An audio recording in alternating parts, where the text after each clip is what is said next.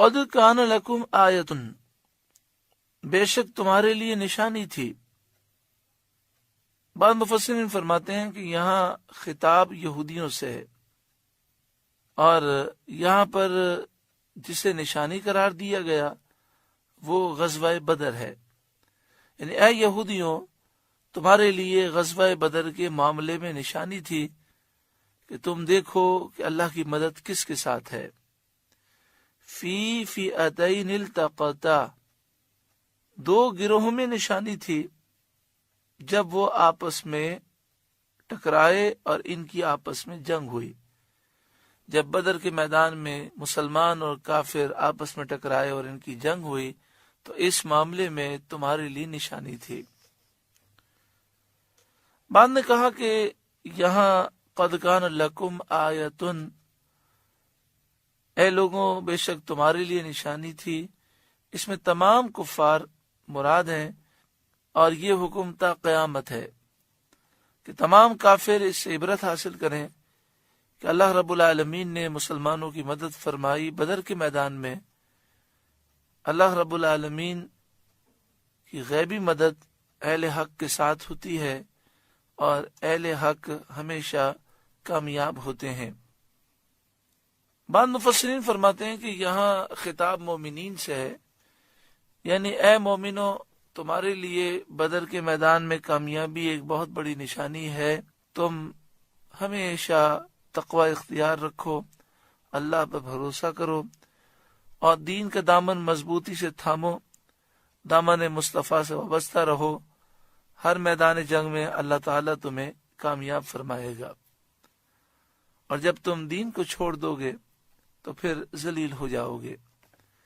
فئتن تقاتل فی سبیل اللہ، ایک گروہ اللہ کی راہ میں لڑ رہا تھا، وَأُخْرَى کافرہ، اور دوسرا گروہ کافر تھا، یرونہم مثلیہم رأی العین، کہ انہیں آنکھوں دیکھا اپنے سے دگنا سمجھ رہے تھے۔ غزوہ بدر میں معاملہ یہ تھا کہ مسلمانوں کی تعداد اس وقت 313 تھی، اس میں سے 77 مہاجر تھے اور 236 انصار تھے۔ مہاجرین کا جھنڈا حضرت علی رضی اللہ تعالیٰ عنہ کے ہاتھ میں تھا، اور انصار کا جھنڈا حضرت سعد بن عبادہ رضی اللہ تعالیٰ عنہ کے ہاتھ میں تھا۔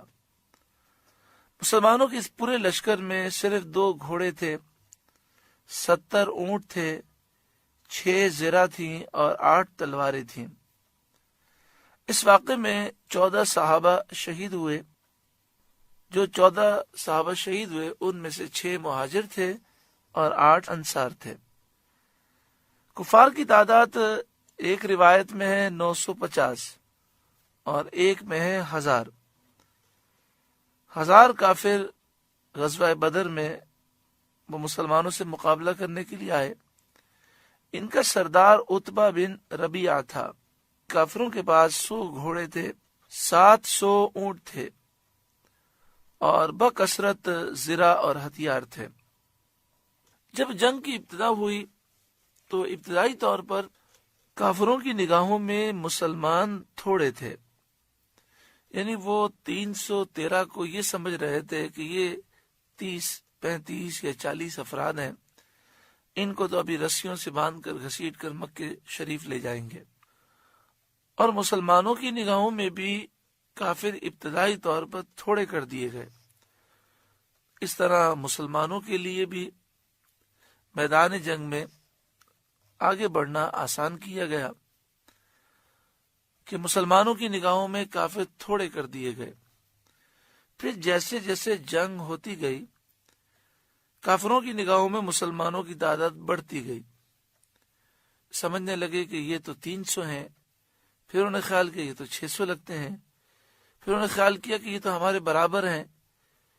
پھر ایک موقع ایسا آیا کہ وہ یہ تصور کرنے لگے کہ یہ تو 2000 بلکہ اس سے بھی زائد ہیں۔